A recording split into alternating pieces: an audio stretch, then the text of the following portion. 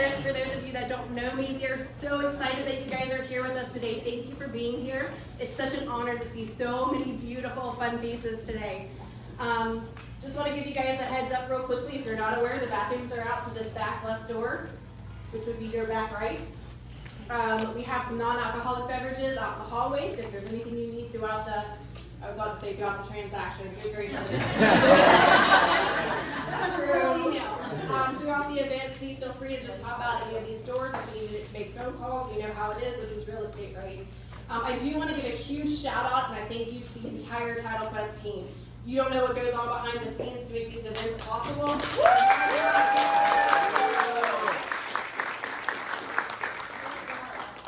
Again, I want to thank you guys for being here. If you guys do anything, need anything, please don't hesitate to ask any of us. A lot of us have our TitleQuest name badges on. And again, we're so happy you guys are here. All right. So we are obviously thankful you guys are here. She's a wife and sailor today. Thanks for coming. So I'm supposed to stick to a script, and I'm really bad at sticking to a script. But I wanted to thank you guys for coming out. And there's one thing that I forgot to mention. Oh, you guys, if you didn't get a card, there is on your badge a QR code. So click your QR code because you're going to win a lot of money. Just joking. You can get it if you close with us because we wire commission, so there's that. And when you click the QR code, the QR code will take you to our next events. So please go to the QR code, look at our next events. We have October 5th coming up with branding. October 17th is, what's October 17th?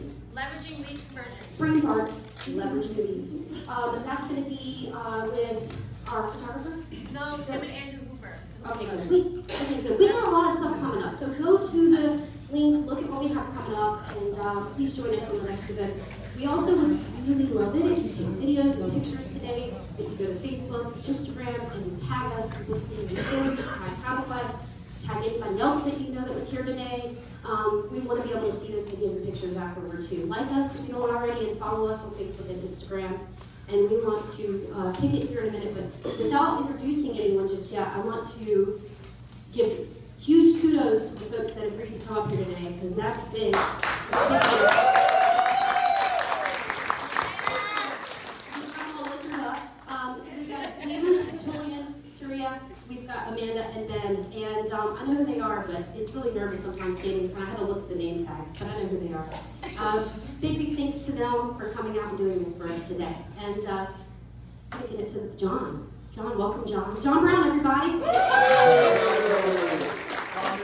I'm John Brown, newest sales rep here at TitleQuest. I'm very happy to be part of the team. Very happy to be part of an event like this. So thank you guys all again for coming. I just want to give a quick shout out to our gold level sponsors today.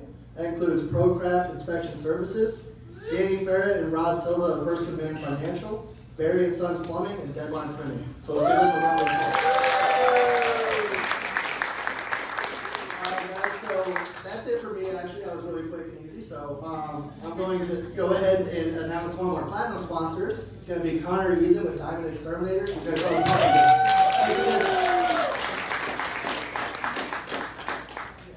What's up, guys? I'm Connor Eason with Diamond Exterminators and Crawl Space Solutions. We've been in the Hampton Roads area for about 25 years. We know termite moisture is not the most fun thing that you guys have to deal with. Trying to make it easy, smooth, and simple for you guys. Come in, do the inspection. We offer the treatments. We have 3 repair teams right now that we offer as well. So it's kind of a one-stop shop for you guys so you can knock it all out. If you guys have questions for me about another company as well that's telling you need all this work, because there's certain things that are required, certain things that are just recommendations, and kind of make sure we're not doing too much, but doing exactly enough for you guys. We go all the way up to Gloucester and Franklin, all the way around in the Hampton Roads area, Newport News, anywhere you guys need, we'll be there for you. Should be licensed in North Carolina within the next 3 to 4 months, so any agents that are, dual agency, yeah, exactly, right there. I'll talk to you guys in a minute. But again, thank you so much to TitleQuest for having us out. It's a great event. This is the first time I've done the panel event, so it's awesome. Obviously, thanks to you guys for coming out as well. But if you guys have any questions or anything, just a text away. Thanks for coming out, guys. So I have the privilege of introducing our next platinum sponsor, and she is the only person that's ever seen me in person with a bowl cut. That's how long we've known each other. So lifelong friend, Meredith McCarthy, with COVID Insurance. Hi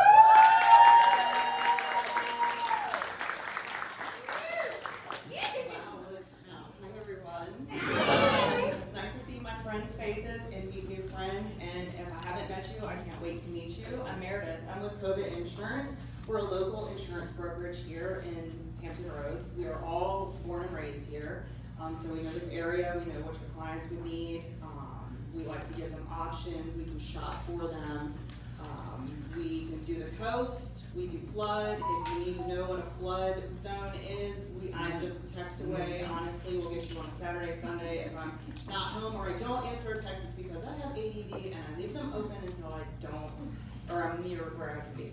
Anywho, we do everything, home, auto, umbrella, anything you can buy that has wheels, floats in water, we'll take care of it for you. We do life insurance to take care of your buyers in the event of something terrible happening or not happening.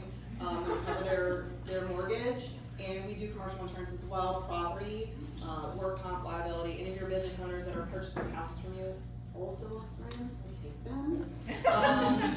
Again, thank you again, TitleQuest, for believing in us and let us have a space in your space. And it was so good to see everyone today, and I can't wait to meet you all. I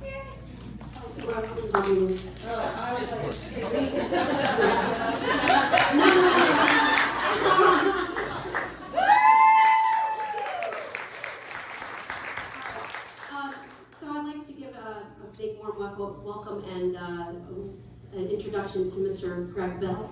Greg helps us with securing the space too, so we're grateful for him for getting us in here. So thanks for that too. The broker is the newest and lovely member of the mortgage division in this, but they are not new to the industry. So in a long time in this area, Mr. Greg Bell, and your office is right here on Volvo Parkway. You've got 8 loan officers there.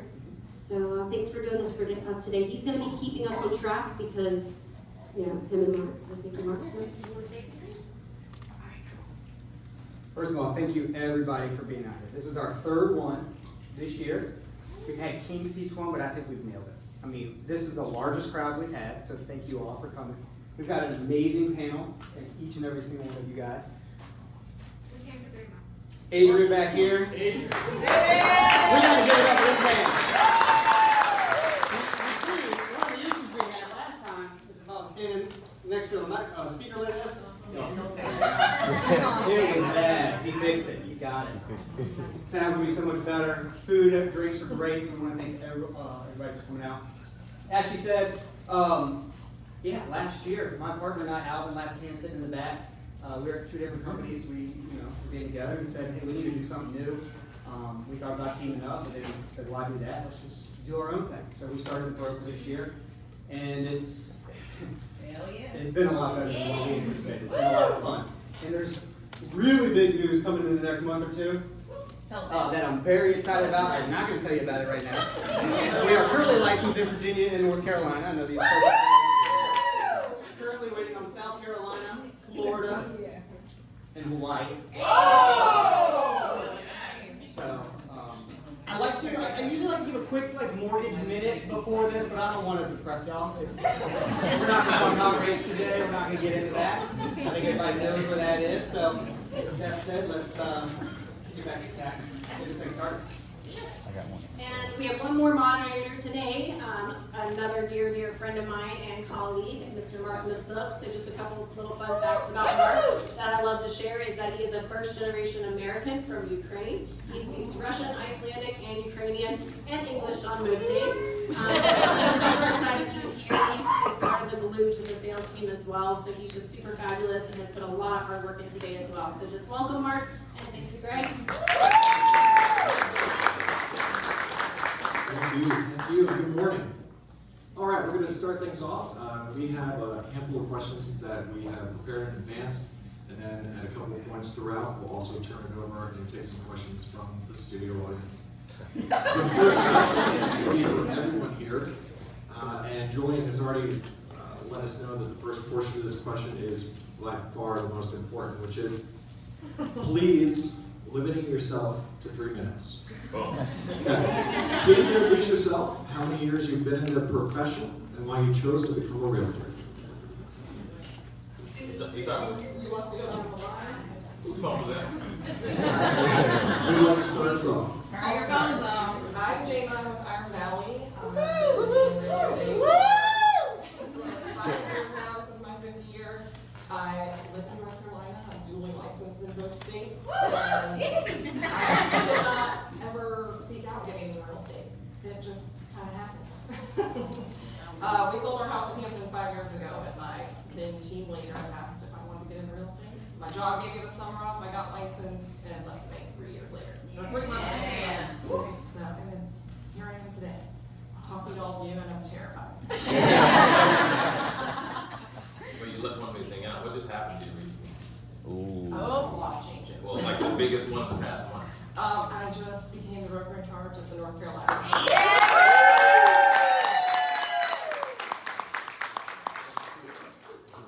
Alright, you're up. No, I'm kidding. I go by Julian Rivera, or DJ Julian Rivera, some of y'all know me as. I say that I had the 3 R's in my life. So I started in retail, then I went to radio, and then now I'm in real estate. Okay. I've been in real estate, this is the middle of my back end of my full 3rd year. I've been in it. I've been in business forever.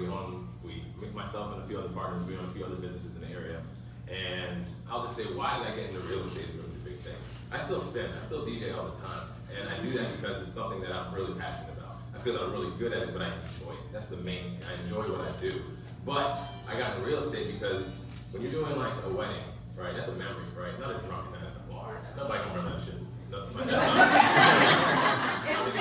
Y'all serve them up one time, that's what I'm saying. It's coming out. But you didn't necessarily, you have memories in real estate as well, is where I'm getting at. So at the end of the day, a lot of the things that I was doing in that world, I didn't realize was going to be almost extremely the same in real estate. So now, I just enjoy doing it a lot because I get to connect with people. You can't tell, I like to talk already, but I like to engage and grow the other R word, relationships with people. Because at the end of the day, that equals to another R word, referrals. So I can keep going. The next R word is Rivera, and that's I just thought of that too, by the way. Hey everybody, thank you all for coming out. First I want to say that. My name is Terria. A lot of you know me as the best dressed realtor. That's how I branded myself. I've been in the industry, this is my 6th year, and I'm not tired of it yet, thank the Lord. But to tell you why I got involved in real estate, it's actually a funny story. I like to tell the story. A lot of people have not heard the story as well. So in my early 20s, there was this show called Single Ladies. Y'all remember that show with Stacey Dash and Lisa Ray? So y'all know Lisa Ray was an agent in that story. She was always visiting Stacey Dash boutique, always fabulous, flyest cars, and she, dated upper echelon. So I love that about her. I love that she made her own schedule, she made her own money, and could do what she wanted. And then, so that inspired me way back when in my early 20s. And then Real Housewives of Atlanta came out. And there was Lisa Wu on that. She was married to Eddie Harper, who was a football player. Lisa Wu was also a realtor. And she dressed fabulous. She showed beautiful homes, made her own money, made her own schedule. So that's what really inspired me to become an agent. And when the time became right in my life, I went and took the test, and the rest is history.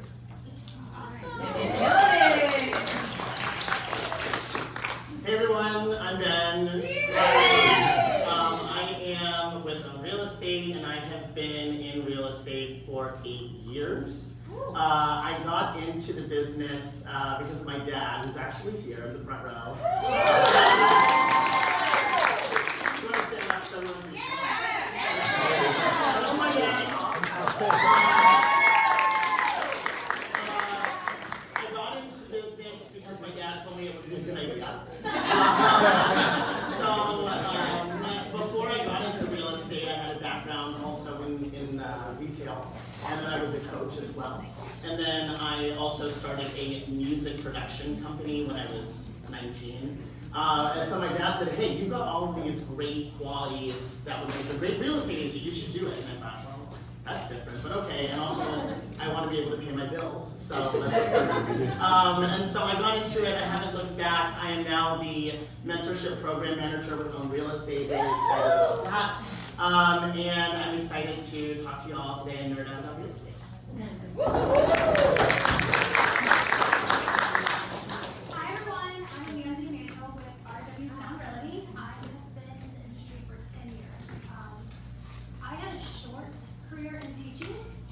11 years in the Hampton public school system.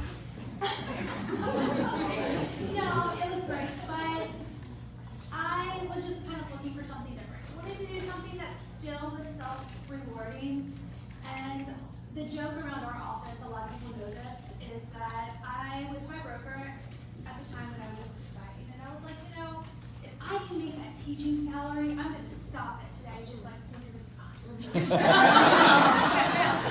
So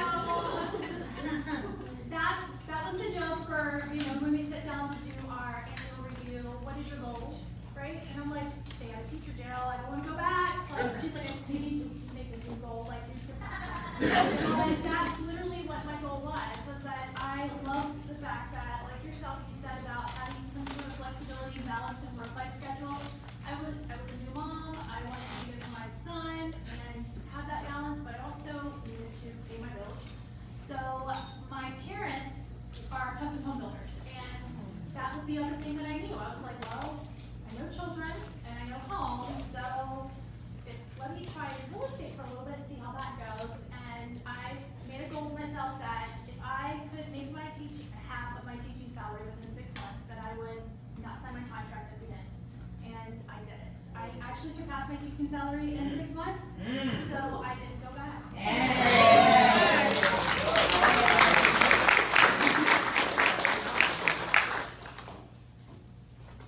Thank you very much, guys. Excited to have all of you here. Let's get started. I'm going to start with Ben on this one. Not long ago, interest rates were at record lows. The market was thriving, buyers and sellers were beating down your door for your help. Today, interest rates are much higher. Buyers face a reduction in their purchasing power. Many sellers are reluctant to sell, impacting inventory. How did you pivot to these changes? That's a great question. There is always, I posted about this on social media, I like to leverage social media a lot in this business. If you're not doing that, you're missing out. But there's always a way to look at this market and find the balance, right? And that's really what it's about. So while there may be higher interest rates that we have today, what we also know that is not going to go away is the fact that we are in a very, very bleak inventory shortage, right? And so even though we have high interest rates today, we're not going to come out of that inventory shortage for a long time. And so, and when I say a long time, if you're keeping up with any of these things, and we've been saying this, by the way, for a while. We talked about being in a low inventory market back in 2016, 2017, 2018, so this isn't new, right? We had COVID come in and it completely exacerbated this inventory crisis that we were already in. So when we look at where we are now, we know it's probably gonna take, another 4 to 6 years to recover from this inventory shortage. So where we're gonna pay, rather than pay it in interest, we're gonna pay it in price. And it's important to look at that, right? And say, okay, well, what would I rather do? Would I rather sacrifice the fact that I probably can't afford what I want today next year because I decided to wait? And that's a very realistic way of looking at that. I had people that came to me back in 2017, and at the time they were qualified for, I think, like $160,000, which could get you a pretty cool house in some parts of Norfolk, right back in that, yeah. Well, or in Norfolk too, right? We looked at some pretty cool places, and they came back to me in 2019, and values had gone up so much, but you know, I was like, they couldn't afford anything. And they didn't understand why the things that we had looked at years before weren't available to them, and they had to dig even deeper into things that they didn't want. So as far as pivoting is concerned, I think it's just about really taking a look at the perspective and kind of keeping it real with people. Listen, yes, interest rates are a lot higher, and what you know is going to happen in the future is that you're going to pay more to stick a place. If you're not ready to buy now, let's come up with a plan. It's time for you to start saving. You can either buy that rate down if you want to, or you can start to make yourself competitive by paying for your own closing costs or doing something like that. But if you wait and stay in the same situation you're in today, next year it's going to be even harder, and it's going to be harder the year after that, and the year after that. And the same is true for sellers. So when we look at it from a seller standpoint, we can say, hey, while we know that interest rates are high, you can still leverage the fact that we're in an inventory crisis. So there are a lot of ways for you to leverage a better outcome for yourself. You may not be able to get the sun, moon, and stars because your buying pool is smaller, but the buying pool is still active. People are still swimming. So put it on the market, do it correctly, right? Don't skim on anything.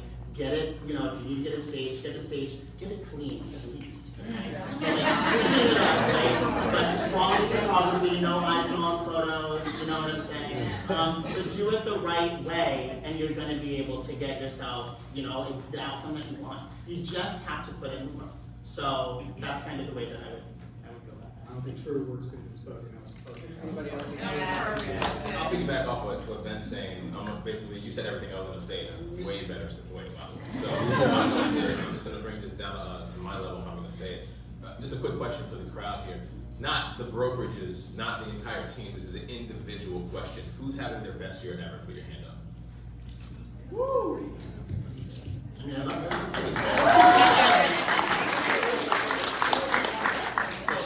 the reason why I'm asking that, so we'll do open forum later.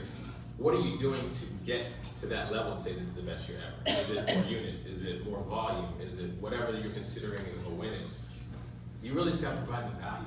Like the past few years, I don't know what a normal market is. Let me just be transparent. I actually take pride in that because I knew what it was. We were buying rentals and stuff before I was actually licensed and doing that, so I understood it. I was in it. I just wasn't licensed. But luckily, I had a few people that I was working with at the time. One of them is still here, who I'm still with today, Eli. He's been in the game for a minute. He knows what it's been like since basically he got out of college. He's been doing this. So a lot of the stuff that I hear from him and then other individuals in this room that I respect, because I like to ask questions, it's not even the same of what it was before 2020. It's not me. That was like a flash. So anyways, keep moving. So with that being said, are you providing that value? Are you providing that education? I mean, yes, if you're not using social media, do it. It's free. Get it out there. If your following isn't that big, it's all good. There's other ways you can do it. It's old school methods, but if you're not providing that value, if you're not providing that education, and really, if you're not really trying to focus on that relationship, and you still have that HGTV transactional lens, you're doing it all wrong. That's just what it is right now. Because at the end of the day, you got to put in a little bit extra work in order to stay in the business. At the end of the day, and like Ben was saying, it could be a few years. I'm thinking it's probably going to be at least the next 2 years minimum before we see anything going down. And right now, buy the house and refinance later. Buyers, buyers, buyers. You're going to educate them. Just please put this in their brain. When the interest rates go down, what the hell's going to happen? What's going to happen to prices? They're going to boom. In theory, that's what happened because that's what happened historically. So tell them that because they think that it's going to be looming and glooming on the sideline, and when they go down, yes, you won't get a good deal right now, especially right now, just the way the market's looking and where it's going. So that's my 2 cents. To piggyback off of the piggyback. I literally just had a conversation with a buyer who just got approved, and she said, "Oh, I should have bought in 2020." And I said, "No, you wanted to pay 40, 50, 60 over ask." Right. That's what they were doing. She's like, "But the interest rates were low." I was like, "I know, but you're coming out of pocket, cash to closing, $80,000. So yeah, definitely setting the expectation. It's big for me as a consultation is setting the expectations of today's current market. Yeah. I think too, changing the narrative. It all became so negative. Yeah. So, looking back to a positive, I work mostly military clients. They have to come here. They have to have somewhere to live, and whether they're paying $2,100 for rent at an apartment or on a mortgage, you have to teach them that, hey, you're here for 4 years, build some equity while you're here. So I think it's just making it a positive thing versus everybody being so negative about the rates. All right. So in leading up to today's panel, the pre-panel discussions, this question got a lot of attention. So Jaima, we'll start with you. Anyone's welcome to chime in on this as well. What are some of the most common mistakes that you see agents make? How could these mistakes be addressed to improve the transaction experience for all involved? Hold on, I have a list. No names. Question number 3. No, I think honestly, a lot of agents think it's a competition, buyer versus seller, agent versus agent, and I want to win and you should lose type of situation. At the end of the day, we're all working together. We all want to sell this house. Your buyer wants it, my seller wants to sell it. So I think working as a team is a huge thing, and the ones that feel like done where we've done that, work together, are so smooth. Yeah, you have to again set the expectation for your client, or at least the seller or the buyer, that, hey, you're not gonna get everything you want, you might have to do a few repairs, but just doing it, working together. And a lot of agents don't do that. Amen. You don't win an extra prize because you think.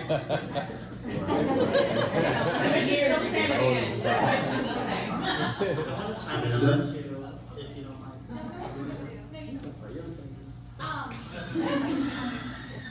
Communication is what I think is Preach.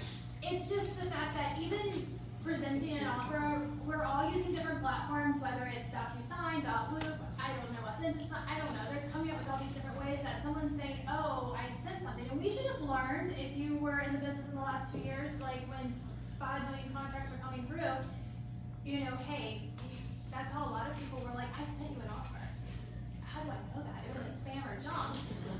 So communication, I know that personally what I do is I literally type everything out in a summary, and when I write an offer, I'm big on highlights, the important stuff.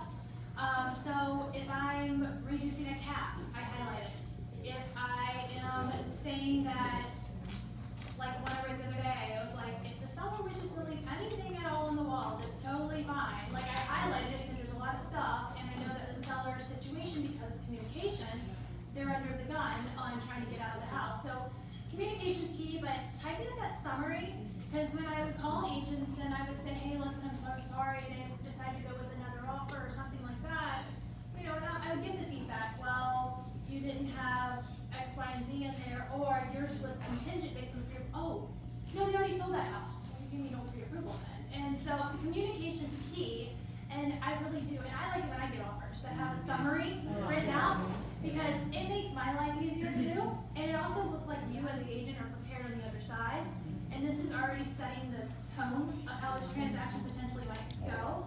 So I think a summary is just short, sweet, simple, the highlights of it all, and if you want to add something in there like, hey, we're flexible on this date, just put the communication piece in there, because none of us have a crystal ball, and we also don't know what you're thinking. We're not mind readers on your side. That's great. I'm going to triple down on that. I think there are 3 major things that I would say. The first would be mastering your craft. It is important. This industry it involves a lot, right? But we as industry professionals, and Julian and I talked about this earlier, we have the ability to ruin people's lives with this lifestyle. We do. And you have to have the regard for what we do in order for you to be successful at this. So I would say above all things, you need to be a master of your license and a master of your craft. You need to ask a lot of questions. If you don't know the answer to something, you need to ask somebody who does, or find out somebody who does and get with them. So I would say mastering your craft, managing expectations, so tripling down on that, and communication. Manage the expectation up front. It doesn't matter whether or not your client has bought 1,000 houses, 100 houses, or has never purchased a home in their life, and the same is true for any seller. It doesn't matter that they've sold 100 houses, 200 houses, 1,000 houses. It is your job as their representative to manage their expectation up front, so they know exactly what they're about to embark on with you, so that they can do that successfully, okay? And then the last thing that I would say is you need to make yourself,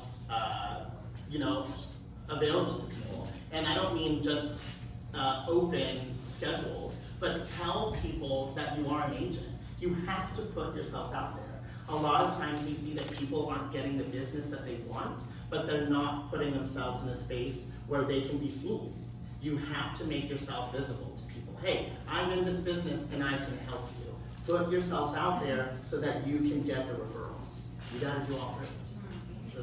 Ben, as a quick follow-up, and anyone can answer this as well. Going back to, you mentioned expectations. So how do you bridge the gap when a client's expectations do not align with current market conditions? So I do marketing plan presentations with every seller and buyer counseling sessions with every buyer. And that's how I bridge the gap. So we don't really get down the road with those expectations having kind of not been met, because we've talked about those things at the very first conversation. And I think that that really helps to make sure that when we get into a transaction, that this is how this is gonna go. They already know what's gonna happen. And so it makes everything a lot easier for everybody on the other side of the deal, because my people are already good. We're already ready for whatever the storm could weather. So let's get this done. So I would say bridging the gap is through that first interaction that you have. If you have the opportunity, even if you don't have the opportunity, make the opportunity. You need to sit down with your people. You need to let them know, hey, this is what we're about to do. So strap in and let's go. Set the expectation, manage the expectation up front. Anyone else? Yeah, I mean, we're gonna jump off of what Ben said, on the other thing. On the flip side, yes, they have the ability, we have the ability to ruin their lives, but they also have the ability to ruin our lives. Right? Let's just be real, right? Like, who here's fire a client? Yeah, I mean, like, it happens, right? Because just you can manage the expectations, you can put everything up front. I can literally hand you a playlist right now of everything that we are going to do together, and they still won't even remember it, and or they might deny it, and or no, you never said that, or no, you never handed me that form. I mean, I can go down a list of all those ideas and options, but realistically, you got to make sure that you're protecting yourself, because your goal is to protect your client first, right? But we've all had those headaches. At the end of the day, it sucks, but it is what it is. It's part of the business. And I don't care what industry you're in. It's not even real estate when I'm saying that. It's just anything that you're in. I've had wedding clients. I've had bridezillas. I mean, I manage them. Don't get me wrong, but it's the same concept. You got to make sure you manage those expectations. But sometimes, even when everything you said and above and beyond, you just gotta, T. Jensen's coming. You just gotta get out. You gotta move forward, because you don't want your business to be smacked in the face for whatever reason based on somebody's personal opinion on what they think you did or didn't do. You got to be able to manage your own business and know when to say no. If you have bad news in a transaction, just say it immediately. Rip the Band-Aid off. Right. Don't wait till the day before closing to tell us your client still needs 5 documents to deliver before they get the clear close. Just rip it out, because then we can figure it out together. Those are great points, and staying on the topic of setting those expectations as agents, as successful agents. What do you guys look to stay updated on the latest market trends and developments so that you can effectively set those expectations? I watch Ben videos. Zillow, definitely Zillow. Your turn. Wrong answers only. No, I'm coming to things like this, networking with other realtors. I'm in a lot of Facebook groups with, the realtor Facebook groups on Facebook, and they're always talking about what's going on, what the interest rates are, what the deal with the commission, lawsuit going on. Those Facebook groups are great because it spans across the country, and it talks about, things that we want to talk about. Do you find in those Facebook groups where you get a lot of misinformation? Yes. Well, yeah, you block out that noise. Block out the lights. There's gonna be a bunch of comments that We they get a lot of don't opinions, sense. correct. Yeah. Are there any daily reads or anything like that you guys turn to? I mean, this is a silly answer, but a lot of it is going to be social media, like, for me at least. Like, no joke, my CRM is social media. I mean, obviously I still use something else too, but people laughed at me when I said that when I first started, and now it's still working for me. It doesn't mean I don't need to use anything else, but at the end of the day, that's just me. That's what I look at. I know a lot of people in here, I see them all on social media all the time. I mean, everyone on here is really good at social media. We give them credit. But outside of that, I like to read books. I mean, there's a lot of cliche books I can name right now that y'all have probably read, but read it again. Like, you're not going to pick up everything in the book, and a lot of that's going to be, wow, I forgot about that, or that's a healthy reminder. Like, y'all are here for a reason. All the stuff up here we're talking about, y'all know. But it's good that consistency is key. So if I'm out there trying to read something or find something, just be naturally curious, and you'll get an answer, or you get a good idea of where to go to find the answer. Just don't think it's going to come to you in the mail. And take the opportunity to reach out to other agents even across the country. Because trends follow themselves, and I'm really big on that. I stay in touch with referral agents that I refer things to. I just kind of check in, or I'll see something on social media, gives me a reason to spark a phone call. And I know the saying's like misery doesn't like company sometimes, but when things start getting quieter for myself, I call like, hey, what's going on over there? Maybe I'm doing something wrong, or hearing it across the board too, or what's coming down the pipeline.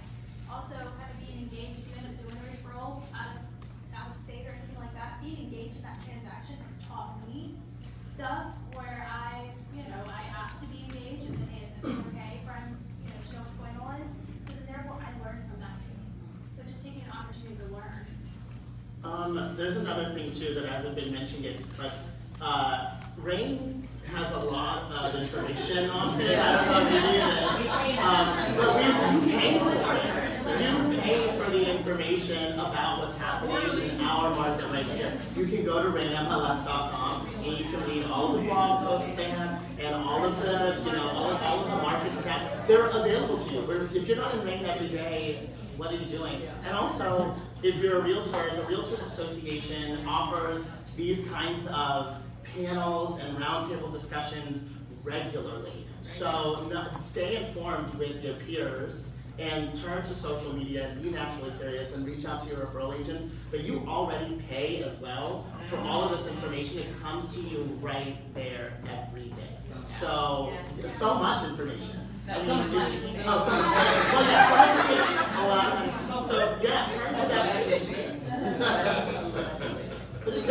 Your own brokerages too. Yeah. They all have to be True. your preferred lenders. Those should be, I think, your sources. You trust them already, so you should trust the information that they're giving you. I mean, grow relationships with other agents, like you're saying, like just grow those relationships. We're talking about earlier being relational, but like, Andy, I'll pick on you really quick. You and I almost did a deal together earlier this year. Couple of times. You told me, a couple times, but the most recent one, and we didn't finish the deal, but you told me everything. I'm like, that makes perfect sense. I would have did the same thing, dude. Thank you. You see what I'm saying? Like, that right there goes a long way to win, because as long as if the client wins, we're gonna win. It's just a matter of how much. That's what I say all the time. It's more so the same thing with anyone else that I or them have ever done a deal with. The better you can communicate and have that relationship with, I'll reach out to you if I have a question about something. That's where I'm getting at now. Like, I'll reach out to other people that's not even in my organization, because one, I respect them, and two, I like what they say because it makes sense, and vice versa. So, yes, Rain, yes, social, but we got a room full of people here that are smart, build relationships. All right, so we're gonna do one more question that I have for you, and then we're gonna turn it over to Greg, who's gonna go to the audience. So for those of you here, without having a lot of pressure, that's right, ruminate. We're gonna need one sensational question in about, 6 minutes. All right, so the next question, open to anyone.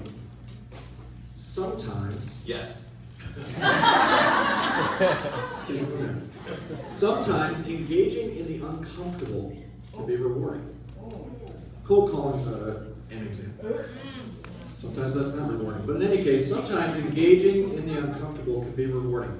What is something you've done recently that was thoroughly uncomfortable to you that you're really glad you did, either professionally or personally?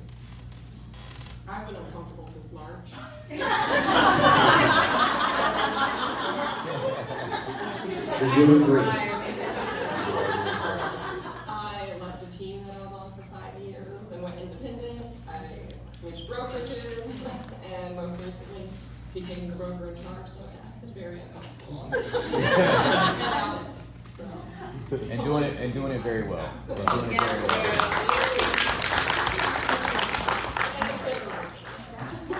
That was the follow-up. Fantastic. Anyone else? Because I see you over there, my man Marcus over there, he's a beast when it comes down to lots and new builds and everything. And I've actually just taken a deep dive to understand that world more than I did. Now, is that uncomfortable for me? No, but it's more so, I hate sitting down and having to like focus and like learn on something when I feel like I figure it out like as I go. But in this industry, you got to do that because I'm not providing any value if I'm not doing that. So that's ironically, that's uncomfortable for me to actually sit down and focus on a topic and learn this without being able to engage. Because I'm a social person that comes to events like this and learn this way. I don't want to take any medicine for that, so I'm going to keep just doing it that way. That's the most recent one, at least, that I can say. So this is something personally, not professionally, that I got out of my comfort zone. I am afraid of heights. Okay, I don't get on roller coasters, nothing like planes. I travel a lot, but I'm used to planes by now. But we went to skydive down the beach, and we did the indoor skydiving. And the guy asked me, "Do I want to go up?" And I freaking did it, and I was so proud of myself. It was scary, but it was like fulfilling because I did it, and it actually wasn't that bad. It was a little bit scary, but I got out of my comfort zone. What?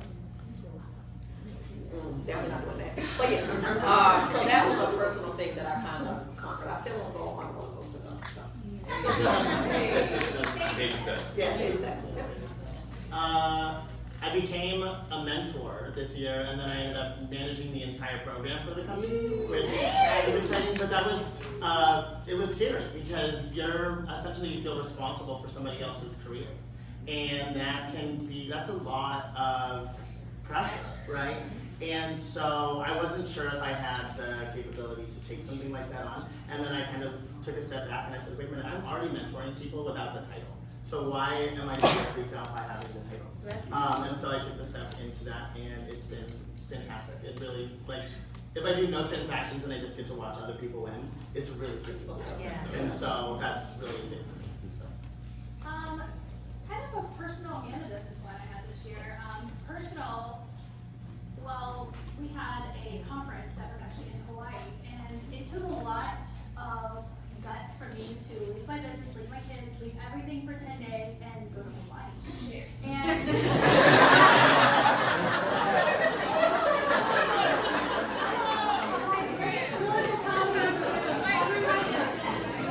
made it like seamless, so that the 6 hour time difference was, you know, nobody knew what was going on, like, you know, and my kids stayed alive, so everything was great. And so I needed it. I needed a chance to find myself again and to rekindle myself and to just be great. It's been a long couple of years. And then business-wise, it's kind of cliche, but I had gotten out of the groove of client parties. And I call them gratitude events because I don't want people to feel like I'm just making money off of them. So I call them gratitude events, and I invite anybody who has done something for me in my business, whatever they are. And I had them all at my house. And I was really concerned. I was like, okay, no one's gonna show up. And I was like, this is gonna be, I'm gonna be heartbroken the day. And then next thing you know, my heat index of like 110 degrees. So I was like, oh, this is not good. I had over probably 200 people swallow the heat, come out. I had a water slide for the kids. I just got to be like me and engaged. It was self-rewarding as well, because I felt like I could see how happy these people were, and that it was impressionable that they were like, thank you for inviting me to your home. And I'm like, thank you for coming to my home. And it was a chance to get reconnected. And they brought friends. They brought friends with them, and that was actually turned out to be a good thing, because the people were like, oh, I need a real estate agent in a couple of years. Like, no, let's start now. So, just trying to put yourself out there. I think we've all been kind of like in a box for a couple of years, and we have felt comfortable in our little box, but trying to get back out there from the pandemic and things like that, and stretch your goals out too, both emotionally and business-wise, is needed in this next year. Well, one more thing, you really just made me think of this, and I really should have led with that. I mean, I'm a firm believer in transparency, but like one of the biggest things that this year that I know that was a struggle for me to do is ask for help. Like straight up, it really is. We all got egos, right? Like I can do this, I'm good, right? But leave it at the door. Like just be a sponge, ask for help. And I'm talking about personally in business, like issues just going on at the house, at the house, or just I like what's happening in the office, but I like what's happening over there. What are you doing so I can try to implement it? Just ask for help. That's my main thing. So can I sidebar real quick? I just want to give you a tip because I started this year as well. And when somebody comes at my house, this is a tip. You don't have to take it. I broke it up into 3 different dates, and I gave all my clients 3 different dates, and then you can choose the dates. So this way, it's not 200 people at the house all at once. So just a little tip. Yeah. I think it's important to recognize that to be successful in any industry, especially real estate, you've got to get uncomfortable. If you don't step out of that box of what you're doing every day, you can't expect things to change. Get out there, do something different, be uncomfortable, and you will be successful. Just like everyone here, just like everybody out in the audience. All right, so as Mark said, we're coming to the audience. Who thought of the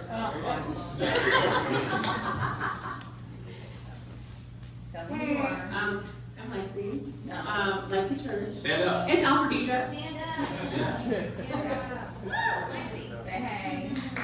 Hey guys. Hey. Alfredisha, Lexi Church. This actually might be like a piggyback off of the last one, because that was kind of like my question.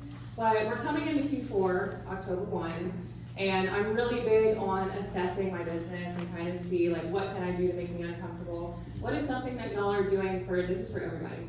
That like one thing that you're implementing to not overwhelm yourself, but you want to try to improve your business going into 2020? Okay, I'll take that first.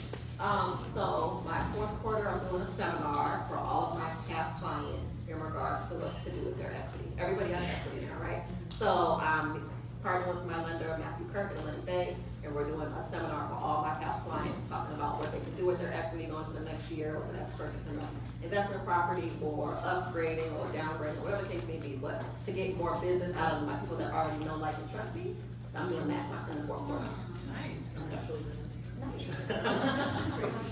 This might answer your question for like personal and business, but Eli, Christina, and a bunch of the people on the team, we've been doing this for a while. We were trained to Q4, we plan out our entire 24 on the calendar, right? So like, we actually buy the calendar, like you take at your house, right? The whole year? The whole year, like the whole year. Yeah. But one thing I've learned, because real estate is one part of what I do, I need to be more organized just so I can have my life.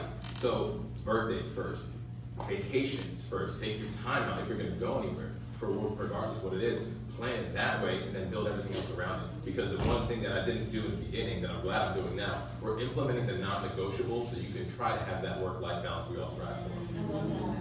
We do all that, like we're done by the middle of November. Now mind you, as the flow of stuff can change, but you have that set, so I'm not missing a birthday. I don't care if I'm gonna, I mean I care if someone's in the house, but I don't care if that's the case, but now I can plan around it to have someone on the team help me do that. Every year, like past 2 years has been life-changing, seriously. Buy the calendar, look at it, don't just do it on your phone, that's not, it doesn't work the same, you gotta look at it. So to piggyback on that, I do buy a big Amazon calendar every year for the past 2 years, and I mark it and then I don't look at it again. I'm being honest, it's up in my office, I just. But don't put it in your office, you might hate this, put it in your bedroom. Well, it's in my home office. No, put it in your bedroom. Yeah. Because if you got, it's like a vision board, right? When I work for me, maybe not. It needs to go in her closet. You can get a few. But, no, I mean, the purpose of me saying that is because you gotta see it every day. If you see it every day, if you write it down, you usually say you're gonna do it, right? Write it down, don't type it out, like, so you can see it every day, and in theory, you should execute on what the plan is. This has to be pink though, it can't be, nothing else. I will take all your client event tips, because that's one of my goals. Okay. Here is to do one of those and probably like a first time home buyer focused in North Carolina. So, because everybody's coming from My goal is yes, to get organized. That's something that I really harp on. I live off of sticky sheets, like sticky notes everywhere. And I have notoriously, for the last 2 years, I send myself a nightly email on everything that's in my brain for the next morning. It's my checklist, so when I lay in bed, I send myself an email, everything I need to do. And I also give myself deadlines, like, this has to be done by this week. Like, order Christmas, whatever I'm doing for the holidays coming up, or whatever. But that's my goal is for this next quarter is we have to farm. It's old school here. Like, we're gonna have to start farming for that next year. We all know how the market kind of gets, but everybody's thinking home for the holidays or home for the new year. That's our next buyer. That's our next move. Sellers are thinking that. So we need to transition our marketing and how we're marketing ourselves. A really neat thing that I'm putting together is I live in a small community. I live in Isle of Wight. So I live in Smithfield. It is cute. And so I want it to be known, my presence. So what better way than actually give the common consumer, everybody what's going on in their community. If I know about the community, I'm telling them events that I know that are happening because they're not even on the county website yet. But I'm giving them all the dates and what's going on. Then I become an expert in that. And then they're like, oh, well, they put two and two together, like, hey, she knows what's kind of going on with this or that. Like, she actually knows the area. So that's something I'm doing too, is just kind of putting myself out there in different marketing pieces. Like, just sold this little card or I can sell your home are great, but the marketing piece needs to have a purpose. I feel like it's going to have, another secret that I do is I don't do the holiday calendars. I do the holiday notepads, because everybody gets a million calendars, and who can write anything on the little calendars? So I do the notepads, and I bulk order them, like 1,000 of them, so they'll last me for, 2 years. And so if I have leftover ones, then I can give them out throughout the year. And then also, it's more likely to stay on the refrigerator than the calendar gets thrown in the trash at the end of each year, or they get another real estate agent's calendar they like just kind of come up with a different marketing piece with a new purpose is kind of, that's where my brain's always going is, let me try to do something different so I stand out from someone else. So I think the big thing for me is just intentionality, and also I'm much better one-on-one with people. So more personalized pop-bys and those kinds of things, personalized reach outs I think are really important to me. So kind of getting back to that, because when we were in 2021 and 2022, kind of running around like crazy. Another thing that I did this year that I want to bring into next year again is kind of what you were talking about, Terria, with you've got the equity, now what kind of thing. This year I wanted to do something different with all of my workshops that I did. So before the pandemic, I was really big about doing first-time homebuyer workshops. So this past year I was like, how do we do that but make it fun? Because like that's so boring. Who wants to sit in this room and listen to me talk about nothing? So like, I don't like this. So for instance, this year I did like first-time homebuyer trivia happy hour at a bar. And then we did like a beer pong tournament, same thing at a brewery. And then this next one that I'm doing is a next time homebuyers workshop, and it's a wine tasting, right? So like little things like that, again, but the next time one I wanted to kind of elevate it because I figured, okay, now we're kind of moving into the next like era of our life. So let's do something that's a little bit more sit down, a little bit more open discussion, rather than me just standing in front and talking to you. So that's what's coming up in Q4 for me is that next time homebuyers workshop, but then kind of continuing that into next year. But I guess next year will involve more intentionality, a lot more personalized touch-outs as opposed to just general things, which, in my opinion, helped me a lot because I'm a lot better one-on-one. So. Yeah. Now, I did have one more question. Oh, hi, I'm Tanya Warren. I was thinking about what we're doing as prospecting on a regular basis. You kind of touched on that. I know with Terria's I spoke with Amanda, I just wanted to know a little bit more detail when you're doing prospecting. What are you doing? Can you speak on it? I recently started, I employed my 16-year-old to fold hundreds of newsletters.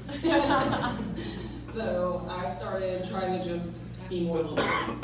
I don't want to do all of North Carolina or all of Virginia. I only want to focus on certain areas of it. So that's what I'm going to try to do in the future is just localize it a little more. And if she's taking on new clients, please let TitleQuest know. To answer your question, I've tried a few different things. There's no like, magic pill that's gonna make it work. But specifically for me, I just DM people and say hi. Like I just hit people up. That's really what it is. Because just because I'm hitting them up doesn't mean I'm necessarily gonna get them as a client. It's just the referral that we're just putting it out there. And the more you do it, the more consistent you're gonna be at that. People will hit you up because they're curious on the value you're putting out there. I typically post a family, a business, and then a motivation post. That's usually what I do, not necessarily in that order, but if you can get to 3 posts a day, that's the move. If you really want to do that to be consistent. On Instagram, be clear, does anyone know how many people you can actually follow on Instagram? Not follow you, follow. Did you know there was a cap? 7,500 people. Okay. 75, you can't follow more than that. That's just their way to avoid spam. So realistically, I see people out there, they got 1,000 followers, they're following like 7,000 people. That's cool, ain't nothing wrong with that. Hit them up. You're following them, you're getting the content, but you're not building anything off of that follow. So if you want to engage with people, just go with that. I mean, I'm talking a lot, probably a little bit too much, my wife would say. But Julian likes to slide into those DMs. Social that's a good one. If you're not using social media, start using it. It's free. So I built my business on social media. I'm legit a social media agent. Like I don't call, I don't door knock, I don't send out mailers. I'm legit. I have taught myself how to lead gen on social media. So I'll give y'all one of my secrets, okay? Okay, I think after my brokers realized that I'm doing this strictly off social media, just literally just posting, they had me, they had me because I had to agree. They asked me to teach a class on social media, which I did, and then I expanded it and I taught it to other people, just nationally, and I charged for that. But I didn't do it again because this is like, teaching is not something that I want to do. But anyways, so I'll give y'all one of my things that I use to lead generate. So let's just say I get a referral from somebody and I have a great conversation with them over the phone. Well, I always tell them to send me a friend request on Facebook, and then once they send me the friend request, this is a couple of different steps that I keep up. Once they send me the friend request, I DM them and say, hey, I had a great conversation with you. Would you mind doing me a favor? Question mark. I wait for them to respond. Of course, they're gonna say yes, we just had a great conversation. Then I say, would you mind making a post about how, whatever great I am, or whatever case may be, about that I'm a realtor and tagging me. And so once they do that and they tag me, I'm going to get friend requests from people that need my services. So, and I just rinse and repeat, rinse and repeat. So that's one of the ways that I've taught myself how to lead gen using social media. Now you're dropping gems. Yeah, I got 25 more. But I'm not sure. In this business, we've got to be really engaged in the community because we serve the community. So we do, right? We help people find houses where we live. So I would say if you're looking at trying to figure out how to prospect, find something that you have a passion for and then get involved in that. If that's your church, great. If that's a local nonprofit, awesome. If that's an animal shelter, do that. Whatever these things are, if it's a food bank, if it's whatever it is, give back to the community, give value into the community beyond just what you do for your job, but also something that you can do that provides people with real value outside of the home. That's a great way to meet people and show, hey, I'm just as invested in the community as I am in my business, and I want you to know that. So I would say that's a great place to start. Find what you're passionate about. I'll give you my little Instagram pro tip. Stop hashtagging realtor because you're attracting other realtors. Start localizing your hashtags, really. And then you're gonna attract your clients versus all these other agents. Right. You said it, so Unless they're from another area and you use them for referrals. Right. And you said it, so we gotta say something about hashtags. You know how many hashtags you put in a post? 30 is correct. Exactly. 30, but find the hashtags that work for you, put them in your notes and copy and paste them. Yes. Mad people don't do that. And I separate them by location or client, whoever I want that post to reach. One more question, and we'll get back to Mark from the school. Hi, I'm Carly. If you guys could go back to your first year in real estate, what would you do differently? So if I go back to my first year in real estate, I would show myself some grace because I worked my butt off. And whereas my family was neglected, my friends were neglected. So show myself some grace. But it got me to, got me here. So, but I will go back and show myself some grace. Absolutely. I wouldn't change anything, but I would give you a tip, would be to find a mentor. There's so much left to learn. Yes, so there's so much left to learn. They don't teach you anything in those classes. Yeah, a mentor is my number one tip. Okay. Don't be so hard on yourself. Stop comparing yourself to others when you first start. Your first chapter is not compared to chapter 20 of somebody else's career. That's what the hell I was doing. I'm like, yo, this kid, they're cool. What the hell? That's literally, you're just doing it yourself. I would say really develop your CRM. You gotta develop a database, which I was terrible about when I got started. So really dive into that. Okay. And then I don't know that it would change too much. I think again, just put yourself out there. That's the biggest thing. You just gotta throw yourself out there and figure it out. If anyone knows you, they need to know you do real estate. Yeah, 100%. I would change mine, sell houses.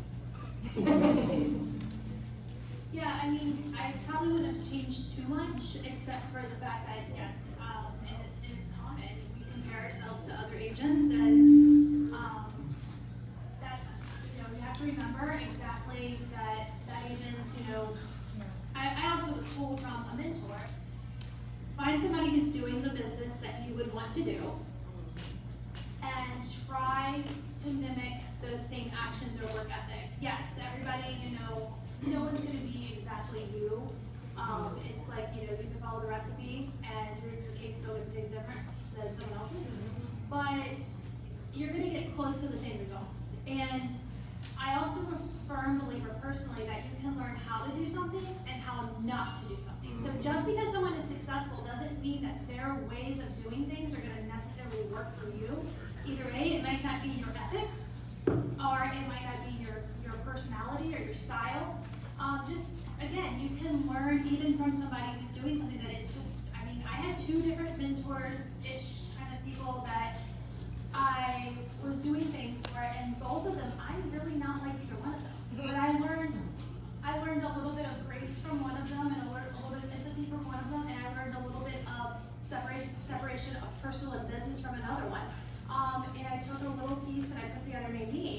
I agree with you. A mentor is number one, but you have to just get to work.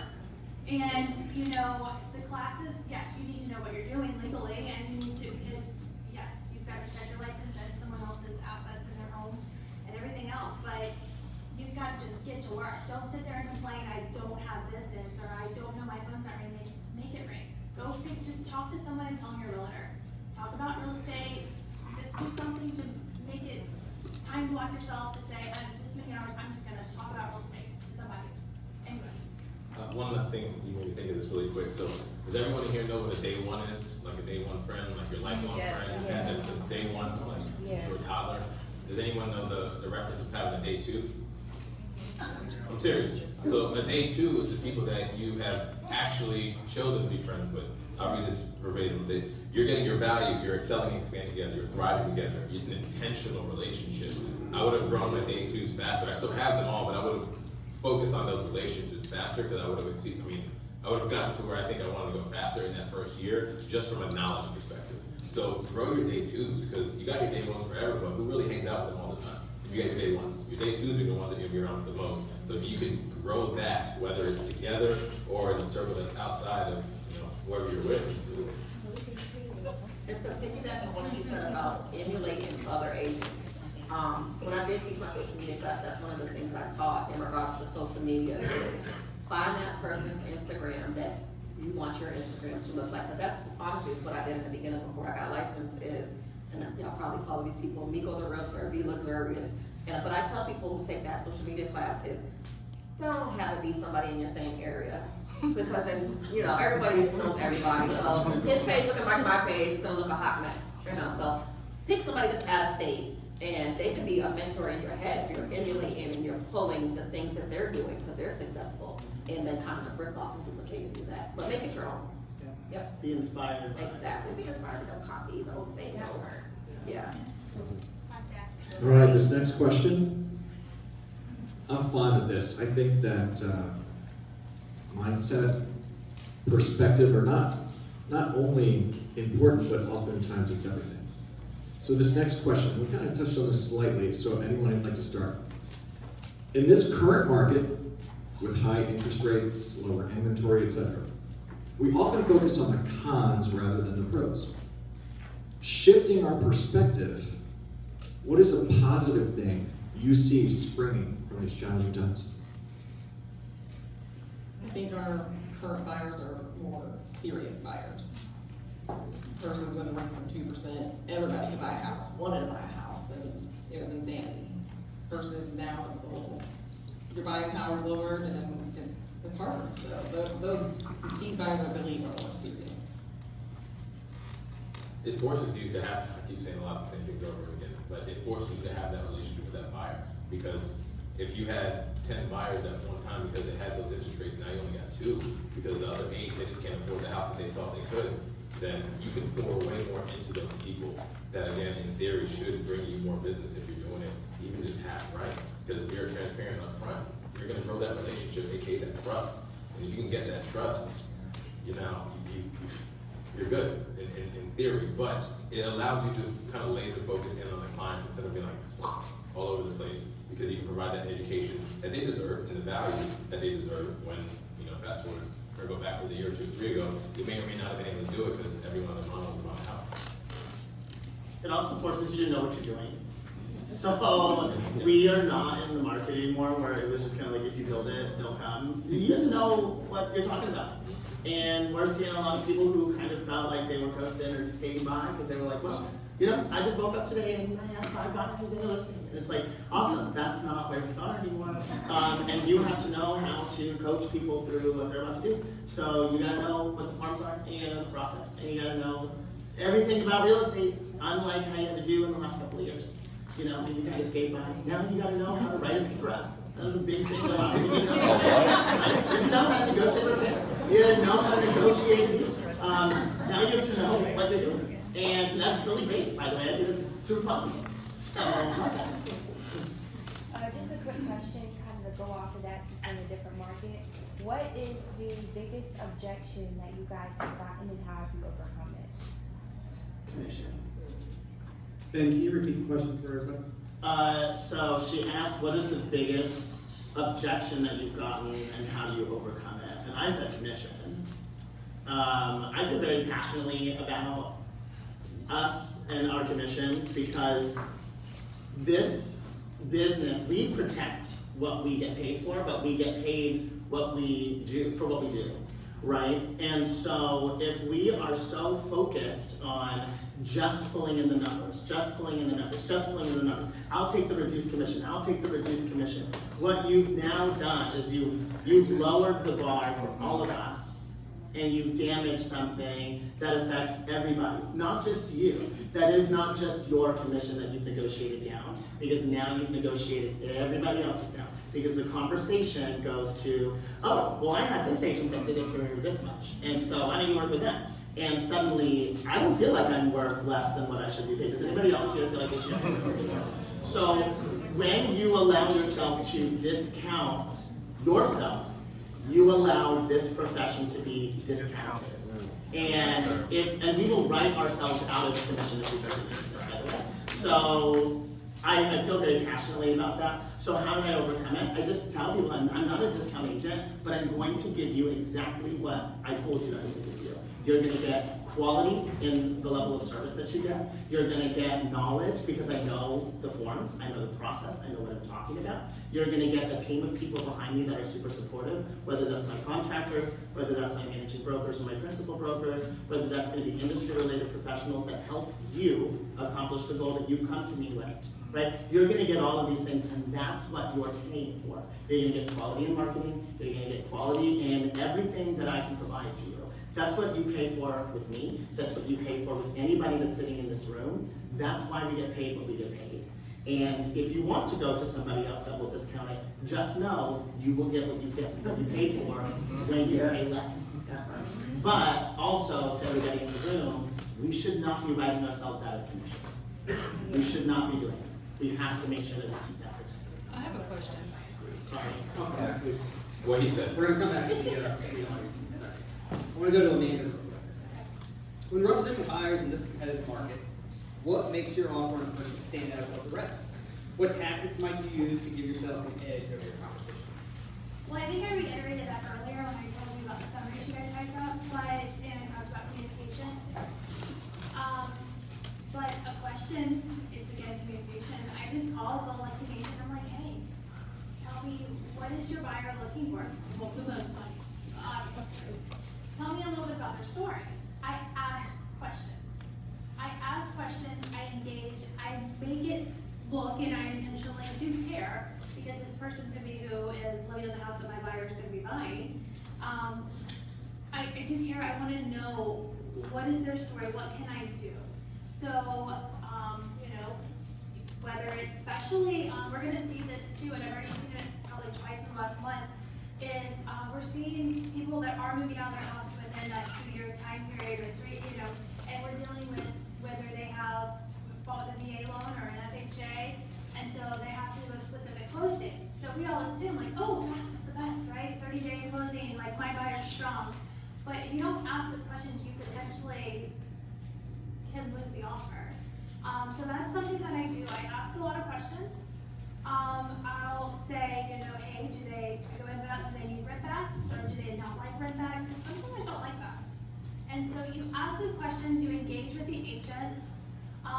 They don't answer the phone, you send them a text and say, hey, I've got some really important questions. I'm putting an offer together right now. I just need 1 minute of your time. And then at that point, they're like, well, what is it? Well, it's kind of complicated. Just give me all really fast. I'll talk really fast. And you get all the information you can get out of them, and therefore you can present yourself the best offer. But the summary between that, and then also I write in there, thanks again for your conversation with me, because then it recaps to remind them we had a conversation, and most likely they're going to forward that email to their client anyways, and then it shows that engagement piece of their client, that I was one of the agents that took the phone, had a conversation, actually cared that they need to stay to the end of the school year for school or whatever. Anybody else want to add to that? Yeah, I answered literally the exact same. Yeah. Just open communication with the other side, asking those questions, what's important. I don't even ask, like, what's the most important, because of course it's going to be the net, right? But I say, you know, what, can you tell me a little bit more about your client, like things like, do they need to be out by a certain date, will they take the rent backs, things like that. An icebreaker. Having that So open that's kind of my communication. icebreaker, Yeah. that's most important, but anybody who naturally just kind of like have an icebreaker, just to get that agent on the other side to feel comfortable. Yeah. My tip's a little different, but I brought it from North Carolina to Virginia. So if you're licensed in North Carolina, you know what a due diligence fee is. Hey. So down there, it's in addition to an EMD, but it's non-refundable. It's credited to you if you close. If you don't close, the seller keeps it. So I implemented that into Virginia contracts. Amen. I wrote it in other provisions. Yeah. It's a non-refundable. Don't tell them, fee. Yeah. Let's be learning, Russell. Yes, We're learning. or I would make a portion of the EMD non-refundable if they released. So sweeten it up a little bit. How much do you usually accept for a fee? It depends on the price range. So. No matter if I was doing it up here, implementing it, or in North Carolina, I always tell my clients, like, I leave that up to you because you have to be comfortable knowing you're gonna lose it if you don't close. I just know No. You doing good? Good? Same thing? I mean, it's not the same thing, it's just sharing the knowledge, you know, and the question that you had before, I think this market is allowing us to slow down to be able to do that, to learn a little bit more. And you might be like, yeah, where's the next deal coming from? But you can still take the time to actually educate yourself for that next deal. So there's been listings that I've gone to that I've lost the listing because I talked them into rent. Because I'm like, what are you gonna do? What's your plan for the next decade? Like, I really had that conversation with them because I wanna have that conversation because I wanna have X amount of doors and properties. What about you? Some don't wanna be a landlord. You don't have to be. You get a property management company. Well, they charge 10%. Yeah, but how much are you gonna make? Are you willing to spend X, Y, Z to make X, Y, Z? I didn't think about it that way. I just had a couple yesterday and I've been working with them for months. And he wants to keep his house as a rental.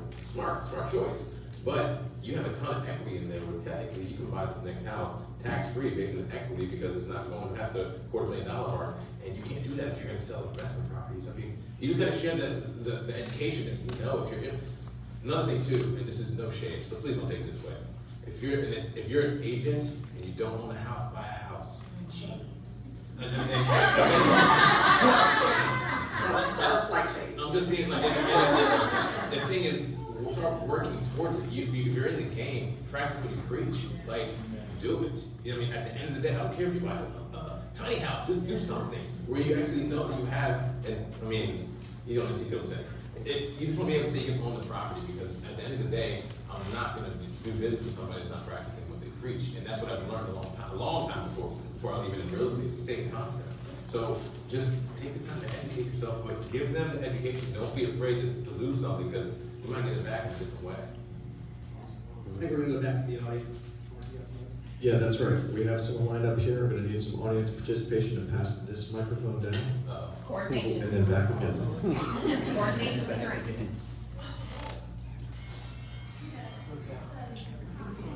I'm Candace, and I have a quick question. As a new agent, and that real estate is solely our profession, we don't have a full-time job, how do we balance not reducing our commission? How do we balance making ourselves seem like an asset to our client when we only have a year in the game? You know, I know it's our team behind us, but how do we market ourselves for that 3%? And then how do we balance everything that we hear? Everybody's telling us cold calling, some people are telling us mailers, some people are telling us client events. How do we balance and kind of maneuver through the deep end of real estate? You're gonna hate this answer, but just don't be afraid to say no. Yeah. That's what I say, you have to be able to say no. I also think it's important for any new agent to lean into the royal we. So if I can't, the people behind me can, which empowers me to do it, right? So when I got in this, my dad was my mentor. I didn't know a lot of things about this real estate market, about purchasing real estate in general. And I would sometimes take calls, put it on speaker, hit on mute, and my dad would listen, and he would tell me what to say, and then we would have a conversation after we were done. Right? So, but it wasn't even making it. It was leaning in on the resources that I had access to, right? So it's about being able to utilize that royal we. You have a phenomenal brokerage, I'm sure. So lean in. When you don't have the direct answer, it's always I'll get back to you. Or bring somebody with you. Hey, this is my first listing appointment. Will you go with me? And when they see that you're struggling, they can step in and get it going as if you never missed a beat, right? So lean into the resources that you have. And then if you're struggling as far as finances are concerned, I tell every new agent you should have a supplemental income anyway. So if you are developing a sphere because you don't have one, you gotta do something to be bringing money in while you're also embarking on this real estate journey. So do something that allows you that freedom and flexibility, right? So have the supplemental income for sure, but use the royal we. I am great because we are phenomenal, right? I think also practicing your listing presentation, showing your value and worth. I'm pretty sure all of us, we don't talk about commission, like from like, hi, I charge 6%. We show our value and our worth when we walk in that door. That's gonna be too, as a new agent, like that. I know it's scary when you have that net sheet here, you're smiling while you're filling out that net sheet, you're making small talk conversation or whatever it is that you're doing, and then you give it to them, and then you're like, okay, well this, and this. You've already told them your worth with your presentation, and again, that might be where you're bringing a seasoned agent or somebody in to provide that presentation, and then therefore you can try to repeat it, or you can add a little bit of your own spin to it, but you have to show your worth. And if you show your worth, then at that point, you've overwhelmed them with all the information, then they're usually signing the documents anyways. I'd say focus building your brand too, right? Like, I wear my name. I mean, I just do that no matter where I'm going now. You can wear your broker's name. There's no wrong answer here. But build your brand, because the one thing that they're gonna do, I guarantee this, when you leave that appointment or that phone call, what are they gonna do? They're gonna look you They're up. gonna look you up. And that online presence is the vice president of first impression. Yes, sir. That's just what it is. And I remember being new, I never told anybody, it was my first year in real estate. Well, that's good too. I never told anybody that. I remember sitting down with my very first listing, and they were ready and I wasn't. And they were like, okay, did you bring the sign? And I was like, it will be here tonight. If someone asks you how long you've been in, just tell them you've been in long enough to know what you're doing. So I had a for sale by owner, I called, and he looked me up, and he said, well, you've only been in real estate for a year, so, and you've only sold like this many properties, what makes you think you can sell my property? And I had a really good spiel, I really did. What is that? I'm hungry, I want it. Well, I said it's not just my brokerage, I said, it's me and my brokerage. I said, but I'm not somebody who's just going to list your property on MLS. I said, I'm gonna post it on Instagram, TikTok, Facebook. I said, I'm gonna sponsor it. I'm gonna make sure anybody and everybody who is looking for a home sees your property. I said, it's not gonna be something on a minimum scale. I'm not gonna put half the effort. I said, you'll see me dropping in, calling you, checking in on you. I said, and then I have, the title teams behind me. I have the attorneys behind me. I said, I'm gonna make sure you're protected in, any way, shape, or form.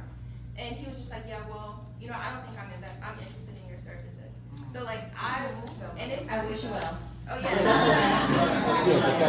You didn't want to work with that person anyway. You just said you wanted to work with them. Who you with? I'm valid. Hello. Who else? Another question here, I got a couple of them, and Mark's got one over here. Julian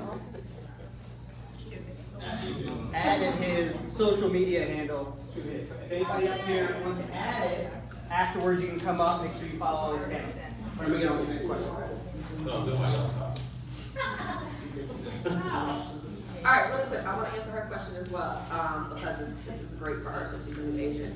Social proof. So in the beginning, in my first year, I had a very good mentor who would let me go with her everywhere, home inspections, listing appointments, open houses, things like that. And she would tell me to post like that's my client. So that helped me tremendously. Another thing I did in the beginning was kind of faking it till I make it. So I had a lot of bar consultations with people that had low credit scores, but guess what? I would post them with me in the office.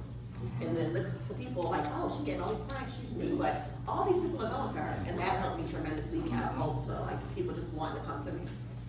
I So social proof. want to touch on first too, the door knocking, cold calling, all that. Don't do all of it. Try a few, whatever you're most comfortable with, and focus on those. You don't have to do it all. You don't have to do none of them.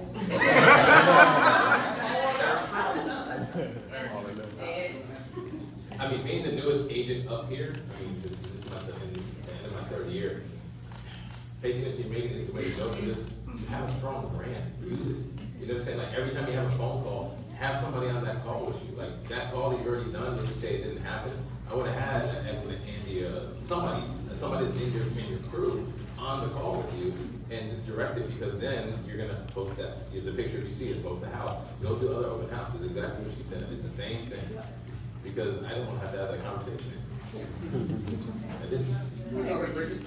Hi, I'm Bridget with RW Town. This is going to go back to reduced commission. How do you guys handle family and friends? Same thing. The same. The question was how do we handle, on the topic of reduced commission, how do you handle family and friends? And I would say the same. Say no. That's kind of what, your commission is your commission.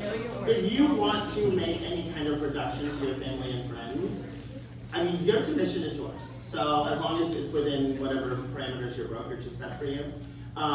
If you're gonna do that, I would manage that expectation by saying, I'm doing this for you because you are my family, but I will not do this for everyone that stays between us. I would appreciate, and now that you've done this, I need 3 referrals. Right, so, but be upfront with what, hey, I'm discounting this for you, here's what I need in return. I don't just need your business, I need you to send me a couple of people because I am taking a reduced commission on this. You can keep the conversation open there, but off of a principle, I wouldn't reduce my commission for family and friends, and I have. So, and they respect that, by the way, because they're my family. So, that's that. And add an admin fee on top of it. So I'll make I have an answer to that one. I have a response to that one. So family and friends and past clients all get a discount. They get the 8% listing package for 7%. Legitimately. That's what it is. Look, I'm gonna hide behind being Ben's dad because as Ben knows, I can't hear stuff and not make a comment. And I heard a new agent question here, how do I fight or deal with reducing commission? I haven't heard, as a new agent, hang on your broker. You always take your broker as a shield. I will have to check with my broker on that. My broker's policy won't let me do that.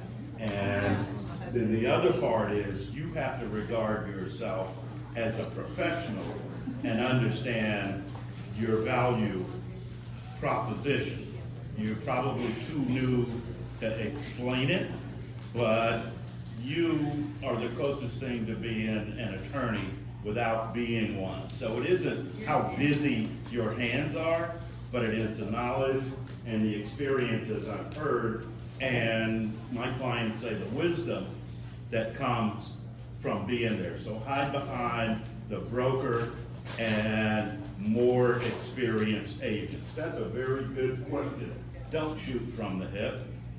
Let me come back to you with the best answer. I want to research this with more experienced agents. That's how you do that. And then there's one other thing about reducing your commission or relinquishing your commission for family, friends, or anybody.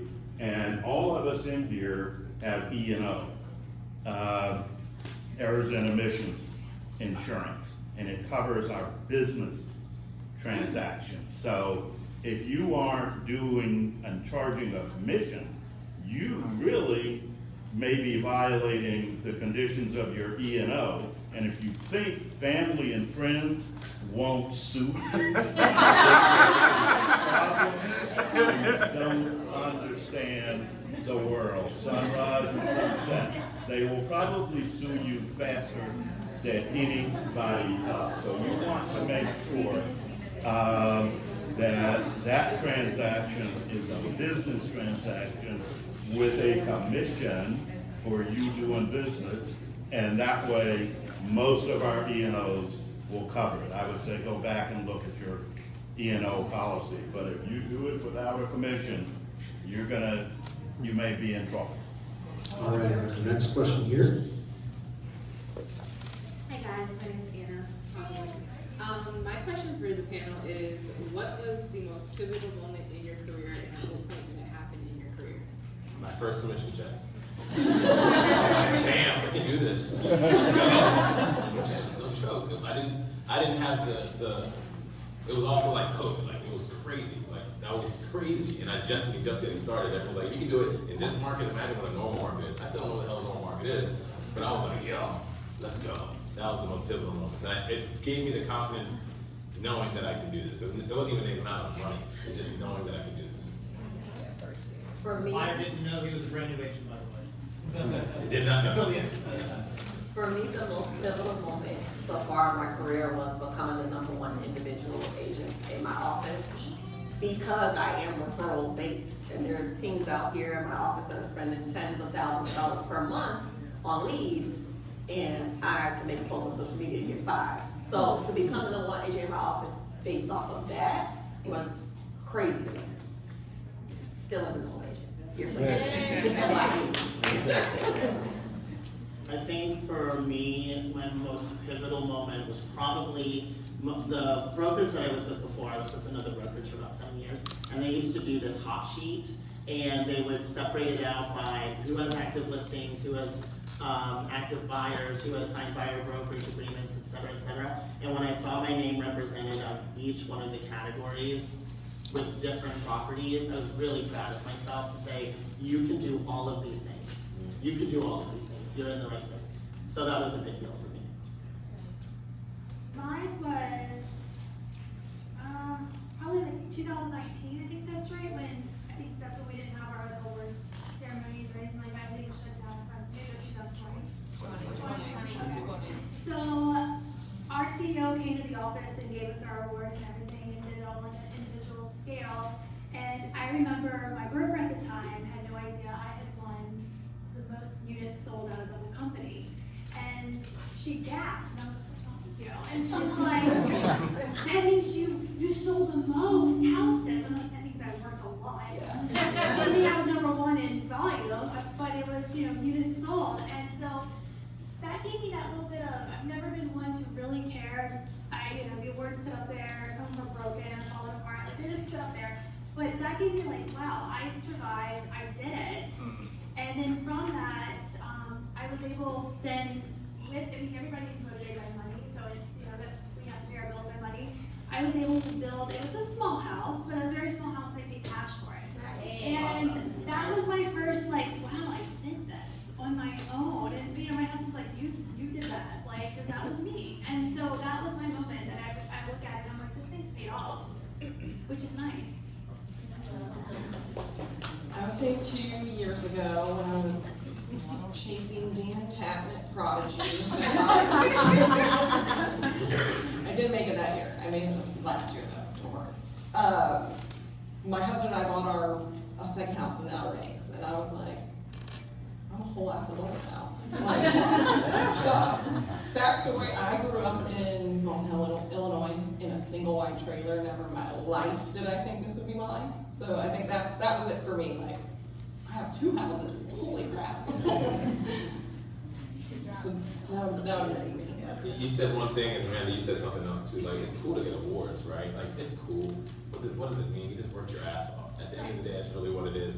So, the commission check thing was really real, but I think it was Eli did this thing. So we went to a Circle of Excellence, and I won Rookie of the Year that year.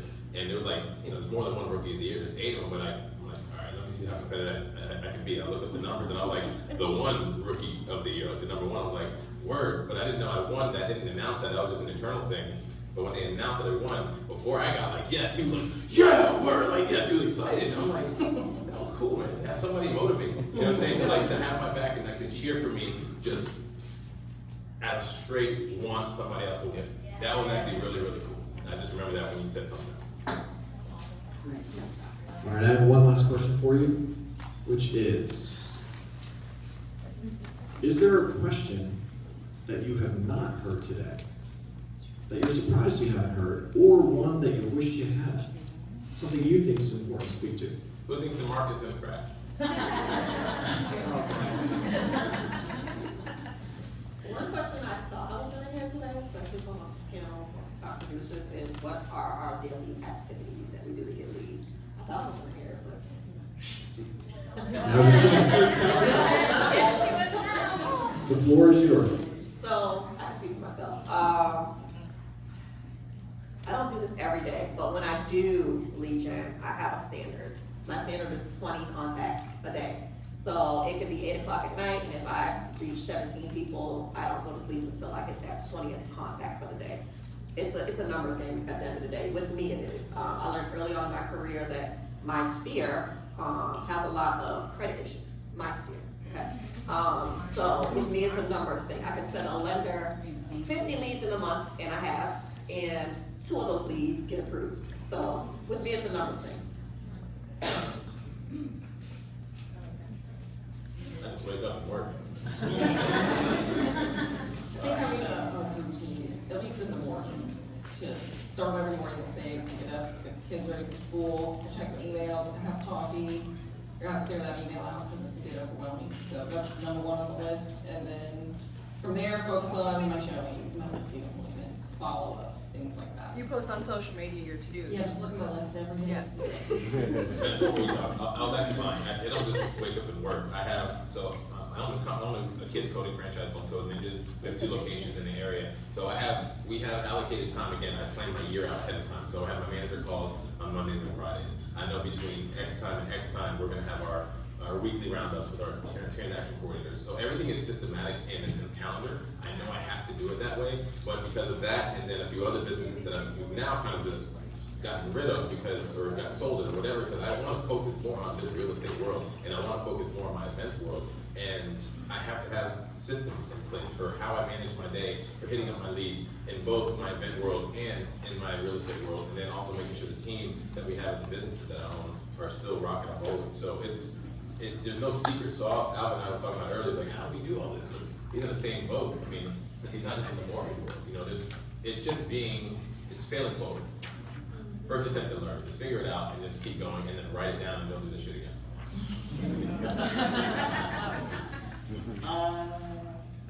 Daily tasks. I just like trying to finish everything that I want to get done for the day before 10:30 is like a good thing for me. Yeah, listen, but that's that involves things like waking up, checking your email, writing whatever emails you need to if it's a follow-up from the evening before. Sending out text messages or making the necessary phone calls, right? One of the things that I did for myself this year was I told myself I wanted to get back and reestablish a great relationship with the gym. So I hired a personal trainer, right? So I work out with my trainer in the mornings, I come home, I have my breakfast, and I do all of these things. And I try to get all of these things done before 10:30 because I know that real estate in general will start to kind of go off after 10:30, right? That's when we start to get the phone calls from the people who are like, hey, so something's a little wonky over here, we gotta figure it out. And those phone calls start to roll in, or we start to hear, how did it go with the offer that we submitted last night? Or something like that, which is literally the text I just got. So things like that, right? So I try to figure out, or I try to get all of the things I know I need to do personally for myself before 10:30, because I know work things that are unpredictable are gonna happen usually after that, typically. Yeah, so it sounds like time blocking across our board is pretty standard. And it's not so rigid on the time blocking, especially the newer agent you have to write your 20 postcards and then you have to do this or that. I am very similar. I try to get as much as my clerical work done, and then I just kind of time block mentally, like if I kind of reserve that 11 to 3 o'clock is when home inspections are gonna happen, or showing property, or I'm gonna do a run around town of some sort that's gonna happen during that time frame, so that therefore I can be home, whether to shuffle the children from one place to the other, and then I go back out again and do the evening people and show houses or do whatever I need to do there. that's where it's systematically having yourself a schedule or a calendar or something. It also creates, like I said, I was a school teacher, so it's like a lesson plan. It gives you an expectation, and it also is not going to make you feel like you're unaccomplished in this field, in this career. So that's the way when I started in it, I very much made it like a lesson plan that I'm gonna do this to this, then I'm gonna do this, and then I'm gonna do this, and then the day's done, and if it didn't get done, then it just rolls to the next day. And so I think just keeping yourself accountable, because, and I call it, I tell new agents that walk in the door, and they grumble about something, I just say, okay, go get to work. Whatever that looks like for you, just go do work. And if you don't know what work is, go find work. Just go. And, yes, and that's what I tell them, because they're like, hey, can I work an open house? I'm like, okay, but there's work to be done before you work that open house. Go out to that house, schedule a showing, go tour the house, go video the house, go make flyers for the house, go do something with the house. But that's, you're gonna do something in order to prepare yourself then for that Saturday open house. Now, I know I personally don't run around and do all that stuff before an open house right now. I might do the flyers or do a post or something, but a new agent can go do live tours of the house. You can go do anything like that that's also breathing what she said, breathing business online as well. Well, we want to thank everybody for coming today. Give a huge round of applause.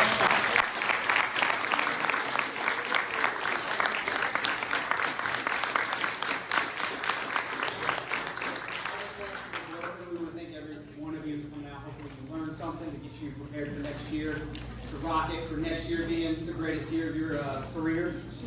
Greg, can I give a shout out really quick? Absolutely. I want to shout out you. I want to shout out Alvin over the broker for putting this together. I want to shout out Anthony, Pat, Stacy, Kate, John, Mark for all this. I want to shout out he put all this together. He came here last night, started working on all this to make sure you can keep clapping people. Okay. And then most importantly, I want to thank the staff here at Greenbrier Country Club for serving so many of us before noon. So thank you.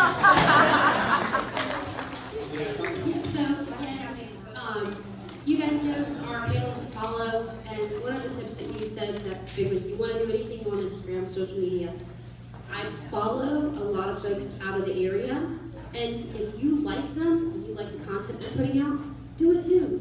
They're not going to know, and if you want to send a message and say, hey, I like what you just did, can I repost that? Then you've gotten permission from them, and then just do it. So, that's a good tip from earlier too. A lot of good tips, so give them a follow.